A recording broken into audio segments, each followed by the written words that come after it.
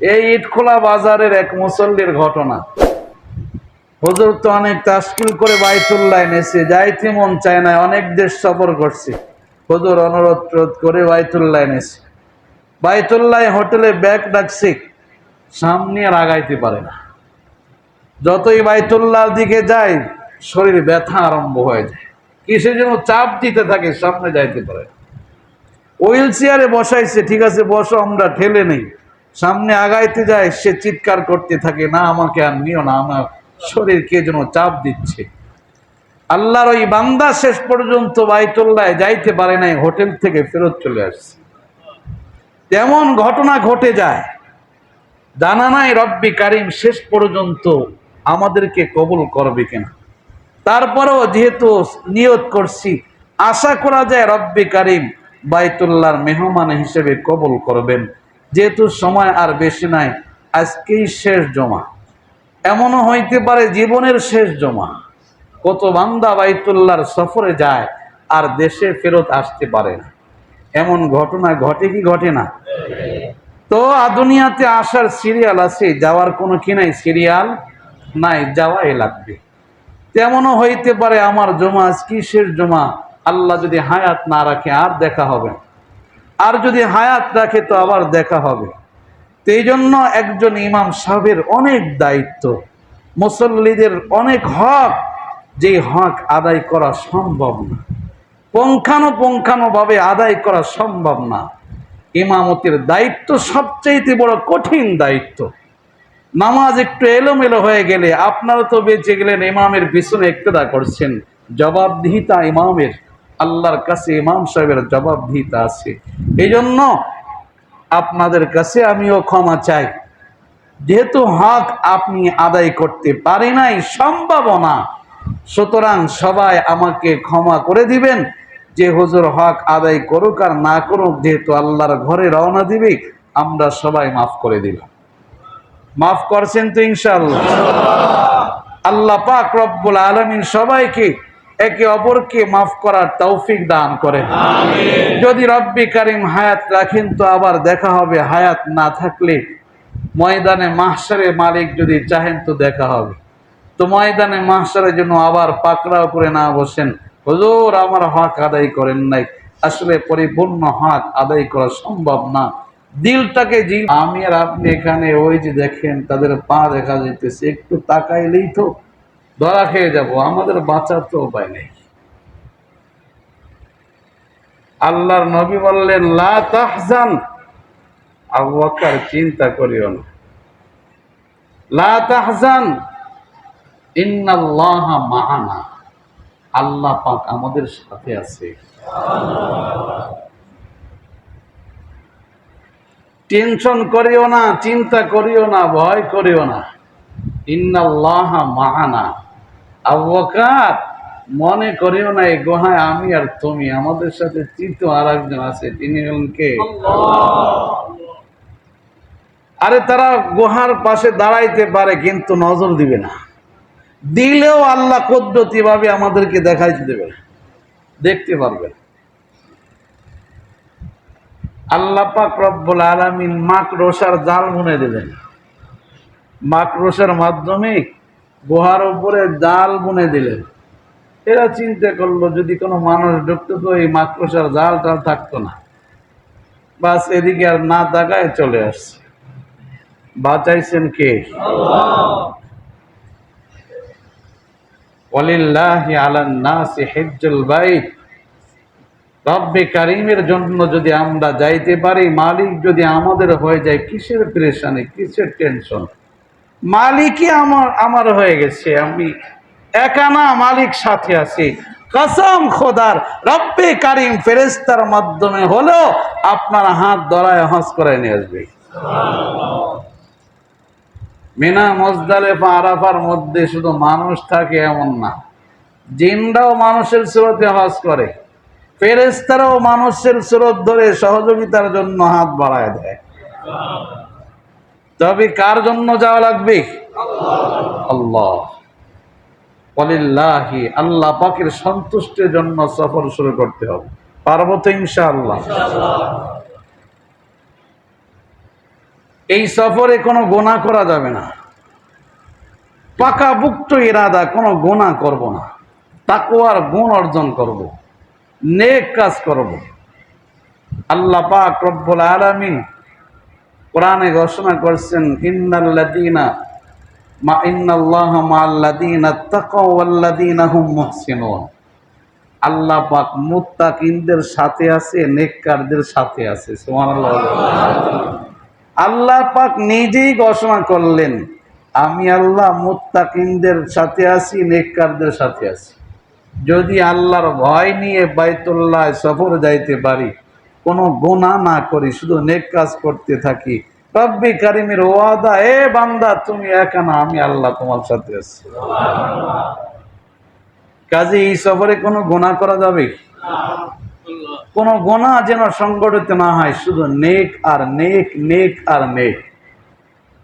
বাইতুল্লাহ এটা হলো ইমানের পার হাউস।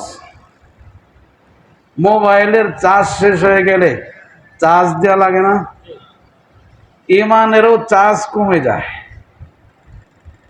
গুনাহ করতে করতে ইমান দুর্বল হয়ে যায়, তো বাইতুল্লাহ গেলে ওই চার্জ দিয়ে আনা হয়, ইমানি পাওয়ার বাড়ে। সুবহানাল্লাহ। তো যাইতেছি ইমানি পাওয়ার বাড়ার জন্য, পার হাউসে যাইতেছি, ইমানের পার হাউস, সেখান থেকে ইমানি পাওয়ার নিয়ে আসবো। আনতে হলে কি গুনাহ করা যাবে? গুনাহ করলে তো ইমানি পাওয়ার আনা যাবে না, নষ্ট হয়ে যাবে। এই জন্য গুনাহ যেন না হয়। আল্লাহ পাক রব্বুল আলামিন বলছেন, আল হজ্জু আশহুরুম মা'লুমাত ফামান ফারাদা ফীহিন্নাল হজ্জা ফালা রাফাসা ওয়ালা ফুসুক ওয়ালা জিদালা ফিল হজ্জি।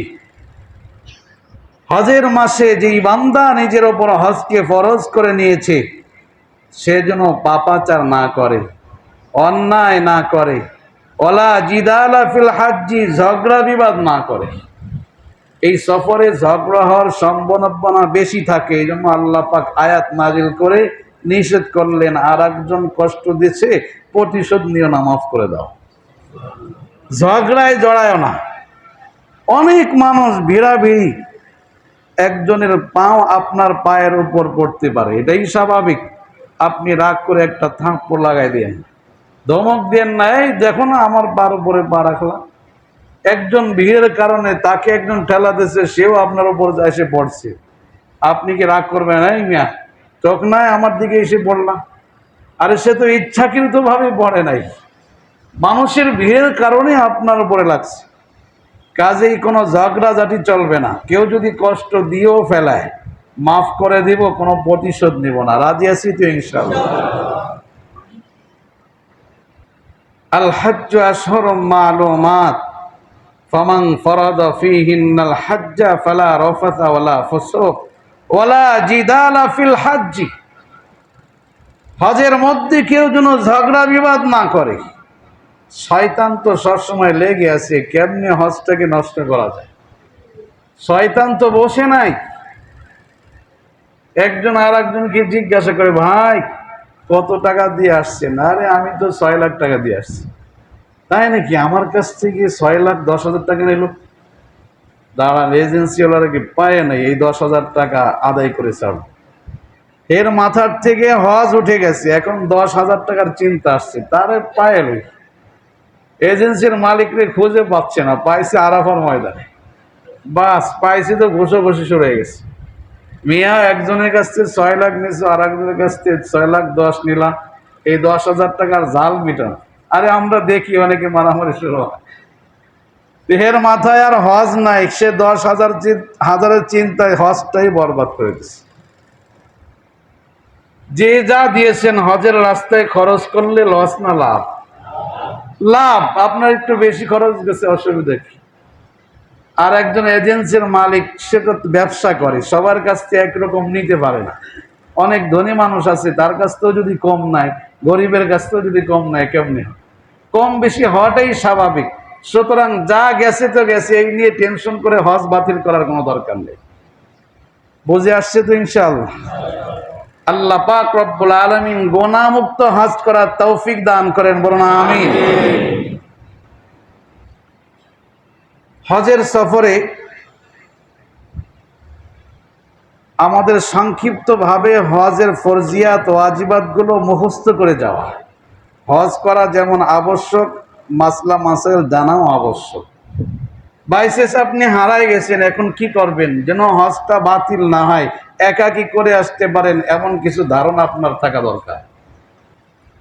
এই জন্য সংক্ষিপ্ত আকারে হজের ফরজিয়াত ওয়াজিবাত এগুলো আপনারা মুখস্থ রাখবেন। আজকে মাগরিবের পরে একটু বিস্তারিত আলোচনা হবে, এখন সংক্ষিপ্ত আকারে একটু বুঝে নেওয়া যে হজ 4 স্থানে 5 দিনে 9 কাজ করাকে হজ বলে। স্থান কয়টা? 4টা। স্থান কয়টা? দিন কয়টা? 5টা। দিন কয়টা? 5টা। 4 স্থানে 5 দিনে কয় কাজ? 9 কাজ করাকে কি বলে? হজ বলে। স্থান 4টা। কি কি? মিনা, আরাফা, মুজদালিফা। মিনা হয়ে বাইতুল্লাহ, মিনা, আরাফা, মুজদালিফা, মিনা হয়ে বাইতুল্লাহ, 4 স্থান। দিন 5টি, জিলহজের 8, 9, 10, 11, 12। 8, 9, 10, 11, 12। স্থান গেল 4টি, দিন গেল 5 দিন, বাকি থাকলো কয় কাজ? 9 কাজ। 9 কাজের মধ্যে 3 কাজ হলো ফরজ, 6 কাজ হলো ওয়াজিব। 3টি ফরজ, 6টি কি ওয়াজিব। ফরজ 3টি কি? 1 নম্বর এহরাম বাঁধা। 1 নম্বর কি? 2 নম্বর ওকুফে আরাফা, আরাফায় অবস্থান করা। 3 নম্বর তওয়াফে জিয়ারা, বাইতুল্লাহর তওয়াফ করা। এই 3টা হলো ফরজ। ফরজ ছুটে গেলে এগুলোর সমাধান আর নাই, পরবর্তী বছর আবার হজ করা লাগবে। ফরজ ছুটে গেলে সংশোধনের কোনো সমাধান নাই, আবার হজ করা লাগবে। ফরজ কয়টা? 1 নম্বর এহরাম বাঁধা, 2 নম্বর ওকুফে আরাফা, 3 নম্বর বাইতুল্লাহর তওয়াফ, তওয়াফে জিয়ারা। এই 3টা হলো হজের ফরজ। ওয়াজিব কয়টা? 6টা। মুজদালিফায় অবস্থান করা, মুজদালিফায় অবস্থান করা। 2 নম্বর কঙ্কর মারা, পাথর নিক্ষেপ করা। 3 নম্বর কোরবানি করা। 3 নম্বর কি? কোরবানি করা। 4 নম্বর মাথা মুন্ডানো। 4 নম্বর কি? 5 নম্বর সাই করা। 6 নম্বর বিদায়ী তওয়াফ। 6 নম্বর বিদায়ী তওয়াফ। এই হলো 6টা ওয়াজিব। ফরজ 3টি, ওয়াজিব 6টি। ফরজ 3টির মধ্যে 1 নম্বর কি বলেছিলাম? এহরাম বাঁধা। 2 নম্বর ওকুফে আরাফা। 3 নম্বর তওয়াফে জিয়ারা। ফরজ 3টা শেষ, বাকি থাকলো 6 ওয়াজিব। 1 নম্বর ওয়াজিব কি বলেছিলাম? মুজদালিফায় অবস্থান করা। 2 নম্বর ওয়াজিব কঙ্কর নিক্ষেপ করা। 3 নম্বর ওয়াজিব কোরবানি করা। 4 নম্বর ওয়াজিব মাথা মুন্ডানো। 5 নম্বর ওয়াজিব সাই করা। 6 নম্বর ওয়াজিব বিদায়ী তওয়াফ। বাস, আপনার হজ শেষ। এগুলো আবার একটু বিস্তারিত আলোচনা করা দরকার, তো বিস্তারিত আলোচনাটা বাদ মাগরিব ইনশাল্লাহ করব। এহরামের আবার 5 কাজ। এহরামের আবার কয় কাজ? 5 কাজ। এরপরে বাইতুল্লাহর তাওয়াফের কিছু সিস্টেম আছে, এগুলো ইনশাল্লাহ আজকে বাদ মাগরিব সুন্দরভাবে আপনাদেরকে বুঝাই দেওয়া হবে। এখন সময় যেহেতু শেষ পর্যায়ে, শুধু মক্কায় সফর করে চলে আসবেন নাকি মদিনায়ও যাবেন? মদিনায় যাওয়া এটা হজের কোনো আরকান না, মদিনায় যাইতে হয় রসুলের মহব্বতে। কার মহব্বতে? রসুলের মহব্বতে।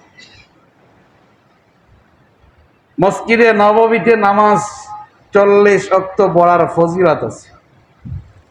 চেষ্টা করা কমাস কম 40 ওয়াক্ত নামাজ একাধারে পড়বেন, মাঝখানে যেন এক ওয়াক্ত ফৌত না হয়। কি লাভ হবে, ফায়দা কি হবে?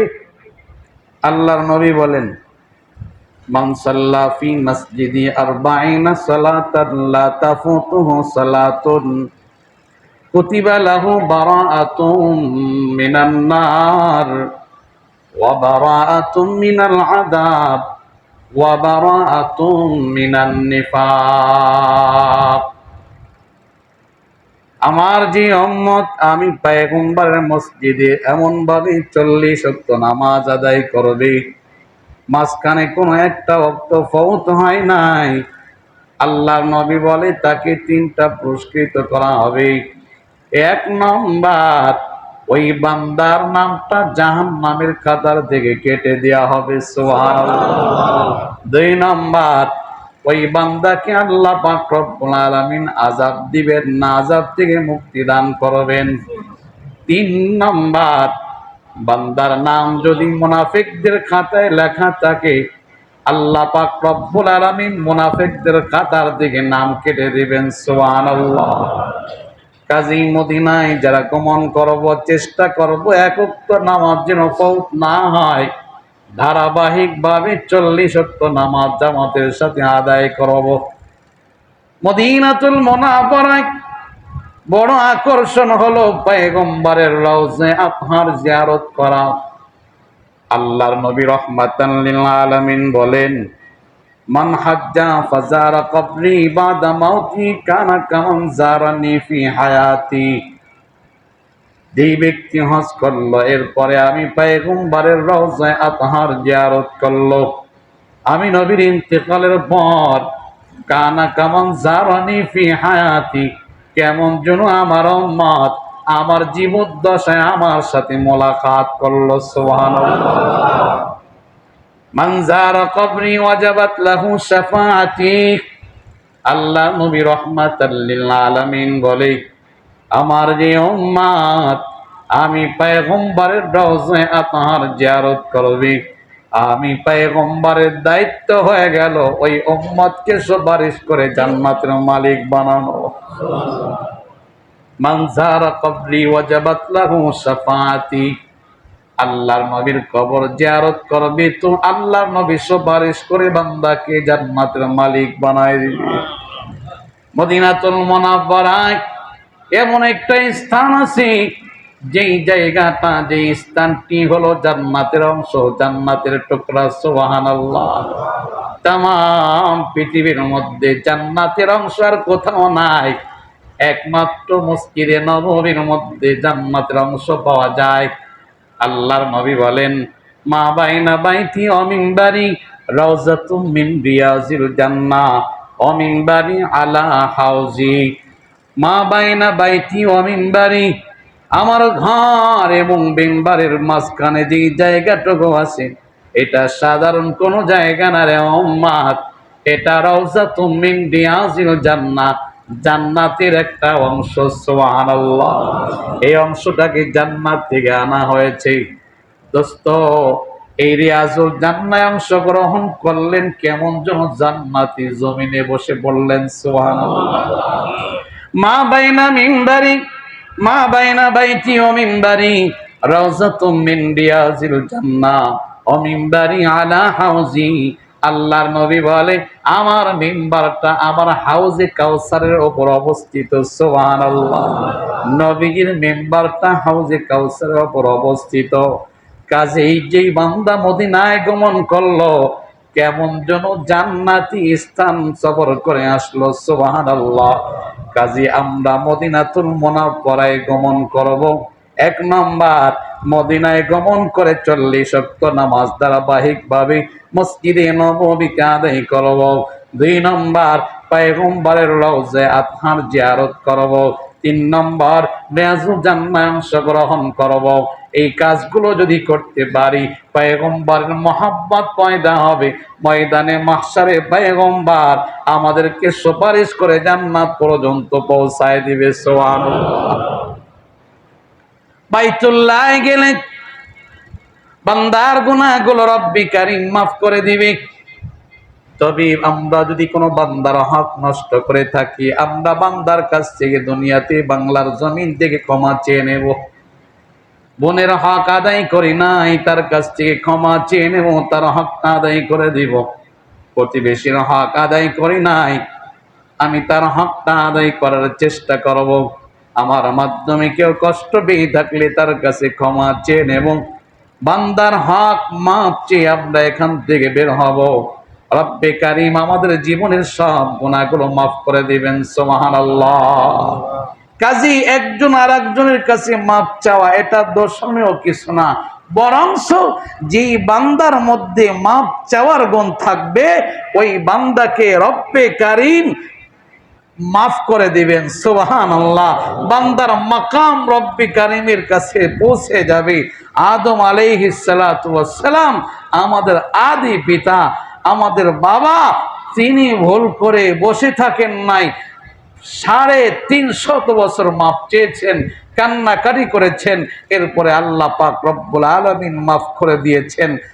আব্বাজান মাফ চেয়েছেন, রব্বে কারীম মাফ করে দিয়েছেন। মাকাম অনেক উপরে। ইবলিস অন্যায় করেছে কিন্তু মাফ চায় নাই, ক্ষমা চায় নাই। কাজে আমরা ইবলিসের মতো অহংকার করে বসে থাকবো না। আরে মানুষের কাছে কেন ক্ষমা চাবো? না, আমার দ্বারা অন্যায় হয়ে গেছে, আমি ক্ষমা চেয়ে নেব। পারবো তো ইনশাআল্লাহ। মান তাওয়াযা লিল্লাহ রাফাআহুল্লাহ। যেই ব্যক্তি যত বিনয় হবে আল্লাহ পাক তার মাকাম তত উপরে উঠায় দিবে। সুবহানাল্লাহ। যেহেতু সামনে মঙ্গলবারে 29 তারিখ আমার হজের সফর, রব্বে কারীম হয়তো কবুল করছেন, তাও এখনো গ্যারান্টি সহকারে বলা যায় না বাইতুল্লাহ কদম না দেওয়ার আগ পর্যন্ত। অনেক সময় দেখা যায় অনেক হাজী সাহেব বাইতুল্লাহর এয়ারপোর্ট থেকে ফেরত চলে আসতে হয়, বাইতুল্লাহর এয়ারপোর্ট থেকে ফেরত চলে আসতে হয়। আবার অনেক সময় দেখা যায় বাইতুল্লাহর কাছাকাছি গেছে কিন্তু ঘর পর্যন্ত পৌঁছতে পারে না। এই ইটখোলা বাজারের এক মুসল্লির ঘটনা। হুজুর তো অনেক তাশকিল করে বাইতুল্লাহ এনেছে, যাইতে মন চায় না, অনেক দেশ সফর করছি, হুজুর অনুরোধ করে বাইতুল্লাহ এনেছে। বাইতুল্লাহ হোটেলে ব্যাগ ডাকছে, সামনে আর আগাইতে পারে না। যতই বাইতুল্লাহর দিকে যায় শরীর ব্যথা আরম্ভ হয়ে যায়, কিসে যেন চাপ দিতে থাকে, সামনে যাইতে পারে। হুইল চেয়ারে বসাইছে, ঠিক আছে বসো, আমরা ঠেলে নেই। সামনে আগাইতে যায়, সে চিৎকার করতে থাকে, না আমাকে আর নিও না, আমার শরীর কে যেন চাপ দিচ্ছে। আল্লাহর ওই বান্দা শেষ পর্যন্ত বাইতুল্লাহ যাইতে পারে নাই, হোটেল থেকে ফেরত চলে আসছে। তেমন ঘটনা ঘটে যায়, জানা নাই রব্বে কারীম শেষ পর্যন্ত আমাদেরকে কবুল করবে কিনা। তারপরেও যেহেতু নিয়ত করছি, আশা করা যায় রব্বে কারীম বাইতুল্লাহর মেহমান হিসেবে কবুল করবেন। যেহেতু সময় আর বেশি নাই, আজকেই শেষ জমা, এমনও হইতে পারে জীবনের শেষ জমা। কত বান্দা বাইতুল্লাহর সফরে যায় আর দেশে ফেরত আসতে পারে না, এমন ঘটনা ঘটে কি ঘটে না? তো দুনিয়াতে আসার সিরিয়াল আছে, যাওয়ার কোনো কি নাই, সিরিয়াল নাই, যাওয়াই লাগবে। তেমনও হইতে পারে আমার জমা আজকে শেষ জমা, আল্লাহ যদি হায়াত না রাখে আর দেখা হবে, আর যদি হায়াত রাখে তো আবার দেখা হবে। তো এই জন্য একজন ইমাম সাহেবের অনেক দায়িত্ব, মুসল্লিদের অনেক হক, যে হক আদায় করা সম্ভব না, পুঙ্খানুপুঙ্খানুভাবে আদায় করা সম্ভব না। ইমামতির দায়িত্ব সবচেয়ে বড় কঠিন দায়িত্ব। নামাজ একটু এলোমেলো হয়ে গেলে আপনারা তো বেঁচে গেলেন, ইমামের পিছনে ইক্তেদা করছেন, জবাবদিহিতা ইমামের, আল্লাহর কাছে ইমাম সাহেবের জবাবদিহিতা আছে। এই জন্য আপনাদের কাছে আমিও ক্ষমা চাই, যেহেতু হক আপনি আদায় করতে পারি নাই, সম্ভব না, সুতরাং সবাই আমাকে ক্ষমা করে দিবেন। যে হুজুর হক আদায় করুক আর না করুক, যেহেতু আল্লাহর ঘরে রওনা দিবে, আমরা সবাই মাফ করে দিলাম। মাফ করছেন তো ইনশাআল্লাহ? আল্লাহ পাক রব্বুল আলামিন সবাইকে একে অপরকে মাফ করার তৌফিক দান করেন। যদি রব্বি কারিম হায়াত রাখেন তো আবার দেখা হবে, হায়াত না থাকলে ময়দানে মাহশারে মালিক যদি চাহেন তো দেখা হবে। তো ময়দানে মাহশারের জন্য আবার পাকড়াও করে না বসেন, হুজুর আমার হক আদায় করেন নাই। আসলে পরিপূর্ণ হক আদায় করা সম্ভব না। দিলটাকে যেভাবে পাক পবিত্র রাখা দরকার, পরিষ্কার রাখা দরকার, ওইভাবে আমিও পারি না, সম্ভব হয় না। চেষ্টা করা হয় কিন্তু দিলটাকে ওইভাবে সুন্দর রাখা অনেক কঠিন ব্যাপার। তো যেইভাবে আপনাদের হক আদায় করার দরকার হয় না, অনেক সময় ভুল ত্রুটি হয়েই যায়। কাজেই সবাই ক্ষমার দৃষ্টিতে দেখবেন। আমি আপনাদের জন্য দোয়া করব, আপনারাও দোয়া করবেন রব্বি কারিম যেন হজের আহকামগুলো সুন্দরভাবে করার তৌফিক দান করেন। আমার পরে খাদিমুল ইসলাম মাদ্রাসার মুফতি আব্দুর রহিম সাহেব, আমি যখন না থাকি তিনি জমা পড়ান। হুজুরকে আমি বলে যাইতেছি, হুজুর জমার নামাজ পড়াবে।